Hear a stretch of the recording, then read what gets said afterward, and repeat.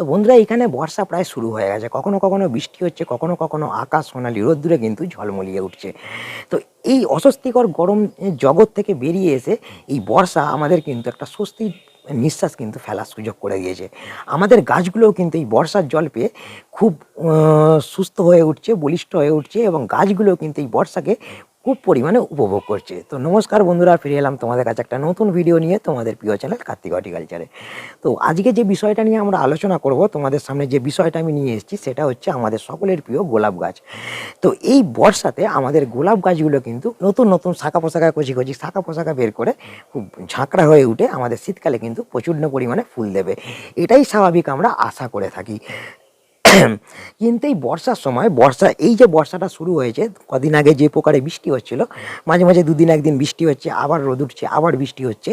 এই সময় যারা গোলাপ গাছ বসিয়েছো, মানে যেসব বন্ধুরা আমার টবে গোলাপ গাছ বসিয়েছো বা যেসব বন্ধুরা মাটিতে গোলাপ গাছ বসিয়েছো, তাদের সকলের জন্য আমি বলছি এই ভিডিওটা, তাদের সকলের জন্য, মানে সব গোলাপ প্রেমী বন্ধুদের জন্য, যারা টবের মধ্যে করেছো, যারা মাটির মধ্যে করেছো, তাদের দুজনের জন্যই এই ভিডিওটা আমি কিন্তু বলছি।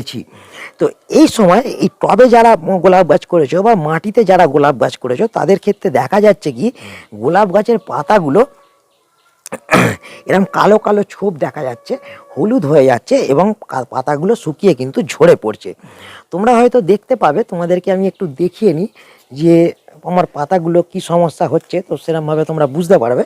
তো দেখতে পাচ্ছ বন্ধুরা, দেখো এই যে সমস্যাটা হচ্ছে, এখানে কালো কালো ছোপ হয়েছে, দেখতে পাচ্ছ ছোপ হয়েছিল, সেখানটা পুড়ে গেছে, মানে শুকিয়ে গেছে, তারপরে ভাগটা হলুদ হয়ে গেছে। এই যে সমস্যাটা বর্ষাকালে দেখা যাচ্ছে, এখন যে এই সমস্যাটা প্রচণ্ড পরিমাণে দেখবে গোলাপ গাছগুলোতে মানে দেখা যাচ্ছে, বা এই সমস্যাটা গোলাপ গাছগুলোকে আক্রমণ করেছে প্রচুর পরিমাণে। এটা কেন হয়েছে বা কেন হচ্ছে বা কিভাবে এর থেকে আমরা মুক্তি পাবো, তো সেই নিয়েই আজকে আমার ভিডিওর বিষয়বস্তু। তো যারা গোলাপ গাছ ভালোবাসো, আমি জানি আমার প্রত্যেকটা বন্ধু গোলাপ গাছ ভালোবাসে, প্রত্যেকের বাগানে গোলাপ গাছ আছে, আর আশা করি প্রত্যেকটা বাগানের গোলাপ গাছেই এই একই সমস্যা কিন্তু হচ্ছে। তো এই ভিডিওটা শুধুমাত্র তোমাদের জন্য, খুব মনোযোগ সহকারে দেখো, একটু ধৈর্য সহকারে দেখো যে আমার ভিডিওটাতে আমি কি বলছি, কিভাবে আমি এই সমস্যা থেকে মুক্তি পেয়েছি। আমার গাছে প্রথম প্রথম এরকম সমস্যা হচ্ছিল, তোমরা দেখতে পাচ্ছ, এখন খুব একটা বেশি সমস্যা আমার কিন্তু নেই, কারণ সেই সমস্যা থেকে আমি গাছটাকে কিন্তু ঠিক করে ফেলেছি, বা সেই সমস্যা থেকে আমি কিন্তু গাছটাকে মুক্ত করে ফেলেছি। গাছটা এখন একটু মোটামুটি ফ্রেশ আছে, নতুন নতুন পাতা বেরোচ্ছে, দেখতে পাচ্ছ, এখন গাছটা কিন্তু একটু ফ্রেশ আছে। তো এইটা আমরা কিভাবে করলাম, বা কি কি পদক্ষেপ আমাদের এই বর্ষার শুরুতে গ্রহণ করতে হবে, বা কি পরিচর্যা করলে আমাদের এইসব সমস্যা গোলাপ গাছে লক্ষ্য করা যাবে না, বা প্রচুর পরিমাণে গোলাপ গাছটা কীভাবে ঝাঁকড়া হয়ে উঠবে এই বর্ষাকালে, তো পুরো বিষয়টা আমি এই ভিডিওতে তোমাদের বলবো। বন্ধুরা, প্রথমে আমাদের মনে রাখতে হবে, একটা গোলাপ গাছ যখন আমরা বসাবো, যখন মাটিতে গোলাপ গাছ যেসব গাছ বসাবো, সেই মাটিটাকে কিন্তু খুব ভারী মাটি বা খুব মোটা একটা মাটি, মানে এঁটেল মাটিতে কিন্তু বসানো চলবে না। প্রথমত কথা এইটা, ভারী দোআঁশ মাটি তোমাদের এর জন্য কিন্তু তৈরি করে দিতে হবে। আমরা কিভাবে গোলাপ গাছের মাটি তৈরি করব, বা ব্ল্যাক গোলাপ গাছ নিয়ে, মানে কালো গোলাপ নিয়ে অনেকের একটা জিজ্ঞাসা থাকে যে কালো গোলাপ গাছ আমরা কিভাবে প্রতিস্থাপন করব, কিভাবে রাখবো। তো আমার এই গাছটা হচ্ছে ব্ল্যাক রোজ, যাকে আমরা ব্ল্যাক প্রিন্স বলি।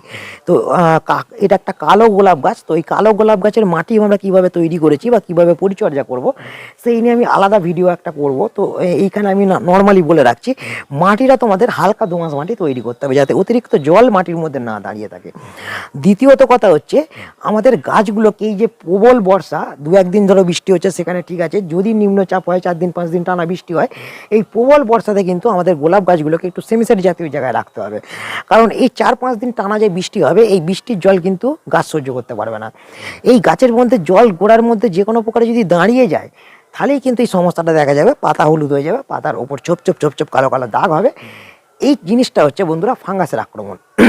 এই বর্ষাকালের শুরুতে শুধু গোলাপ গাছে নয়, আমাদের নানা রকম গাছে, যে সব গাছ আমাদের ছাদ বাগানে আছে, প্রায় সব গাছেতেই আমাদের এই ফাঙ্গাসের আক্রমণ হয়ে থাকে। তো এই গোলাপ গাছে এই বেশি পরিমাণে এই ফাঙ্গাস কিন্তু আক্রমণ করতে দেখা যায়। তো তার মধ্যে এই পাতা হলুদ হয়ে যাওয়া, পাতায় কালো কালো ছোপ হওয়া, পাতা শুকিয়ে ঝরে পড়া, এই সমস্যাটা কিন্তু লক্ষ্য করা যায়। আর পাতা ঝরে যাওয়ার আরেকটা সমস্যাটাই গাছের লক্ষ্য করা যায়, সেটা হচ্ছে খাবারের অভাবে। আমি তোমাদের বারণ করেছিলাম যে এই সময় কিন্তু কোনো গাছে খাবার প্রয়োগ করা চলবে না। সেইটা কিন্তু বন্ধুরা বড় যেসব গাছ আছে সেই গাছের ক্ষেত্রে আমি বলেছিলাম। যেসব গাছ ছোট গাছ আছে, মানে আমার মতন 1 বছর বয়স হয়নি বা 1 বছর বয়স হয়েছে, তাদের জন্য কিন্তু এই ব্যবস্থাপনাটা নয়।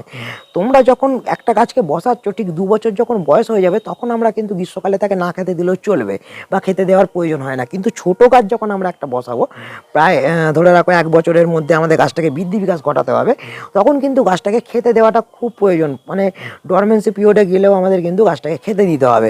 ধীরে ধীরে খাবার ইনটেক করে গাছটা কিন্তু বৃদ্ধি পাবে। আমরা যদি হঠাৎ করে গাছের খাবারটা বন্ধ করে দিই, এখন কিন্তু গাছের খাবার বন্ধ তোমরা করবে না, অনেকে দিচ্ছ খাবার, তো চালিয়ে যাও, হঠাৎ করে কিন্তু খাবারটা বন্ধ করবে না। যদি খাবারটা বন্ধ করে দাও, তাহলে কিন্তু অতিরিক্ত পরিমাণে পাতা ঝরতে থাকবে, গোটা গাছ কিন্তু ন্যাড়া হয়ে যাবে। এই সময় বর্ষাকালে আমাদের গাছগুলোকে কিন্তু একটু বৃদ্ধি করে নিতে হবে, তবেই কিন্তু আমরা শীতকালে অক্টোবর মাসের শেষে আমরা গাছটাকে কাটাই সেটাই করলে এর থেকে প্রচুর পরিমাণে নতুন নতুন শাখা পোশাখা পাবো এবং গাছটা ঝাঁকড়া হয়ে উঠে সেই নতুন শাখা পোশাখা থেকে কিন্তু বড় বড় ফুল আসবে। তো সেই কারণে খাবারটা বন্ধ করবে না। আর অতি অবশ্যই ফাঙ্গাস যখন আক্রমণ করবে, মানে দেখতে পাচ্ছ পাতায় ছোপ ছোপ দাগ হচ্ছে, হলুদ দাগ হচ্ছে, পাতাগুলো শুকিয়ে ঝরে পড়ছে, অতি অবশ্যই গাছটাতে M45 যে ফাঙ্গিসাইডটা আছে, সেই M45 ফাঙ্গিসাইডটা 1 লিটার জলে 2 গ্রাম গুলে তার সঙ্গে 1 গ্রাম পেন্টোমাইসিন দিয়ে তোমরা 3 দিন অন্তর অন্তর 3বার গাছটাতে স্প্রে করে দেবে। 3 দিন অন্তর অন্তর 3বার স্প্রে করা মানে 9 দিন পর থেকে কি 10 দিন পর থেকে তোমরা সাব ফাঙ্গিসাইড প্রত্যেক সপ্তাহে 1বার করে স্প্রে করবে। সাব ফাঙ্গিসাইড তার সঙ্গে 1 গ্রাম প্ল্যান্টোমাইসিন দিয়ে তোমরা প্রত্যেক সপ্তাহে 1বার করে স্প্রে করতে থাকবে। তাহলে দেখবে এই সমস্যাগুলো, এই পাতা কালো হয়ে যাওয়া, হলুদ হয়ে যাওয়া, ছোপ ছোপ দাগ হওয়া, এইসব কোনো রকমের ফাঙ্গাস গাছের মধ্যে আক্রমণ করতে পারবে না, কোনো ধরনের সমস্যা গাছের মধ্যে হবে না। তো এইখানে আমি বলে রাখি বন্ধুরা, আমার গাছের পাতাগুলো অত্যাধিক পুড়ে যাচ্ছিলো, মানে ডগ বরাবর পুড়তে ভেতর দিকে ঢুকছিল। অনেকে এই সমস্যাটা হচ্ছে, তোমরা দেখে থাকবে। কারো দেখছো গোটা পাতাটাই পুড়ে যাচ্ছে, পুড়ে গিয়ে শুকিয়ে গিয়ে মরমরে হয়ে যাচ্ছে, মরমরে হয়ে এরকম রগড়াচ্ছে, হাতে করে মরমরিয়ে ভেঙে পড়ে যাচ্ছে। তো এই সমস্যাটা এই সময় কেন হচ্ছে, এইটা একটা জানার বিষয়। এইটা কিন্তু ফাঙ্গাসের কারণে হচ্ছে না, এটা কিন্তু একটা অন্য সমস্যা। ফাঙ্গাসের কারণে হলে একটাই জিনিস দেখবে, পাতায় ছোপ ছোপ দাগ হচ্ছে, হলুদ হয়ে যাচ্ছে, হলুদ হয়ে পাতাটা শুকিয়ে যাচ্ছে। ডাইরেক্ট কিন্তু কাঁচা পাতা শুকাবে না। আর আমাদের এখানে কি দেখা যাচ্ছে, ডাইরেক্ট কাঁচা পাতা শুকিয়ে ওপর দিকে চলে যাচ্ছে। এইটা বন্ধুরা হচ্ছে বোরনের অভাবে। আমাদের চাষের ক্ষেত্রে হয়তো সবাই ভাবতে পারো যে চাষবাসের ক্ষেত্রে তো বোরন দরকার হয়, আমাদের টবের গাছের জন্য বোরন কি দরকার।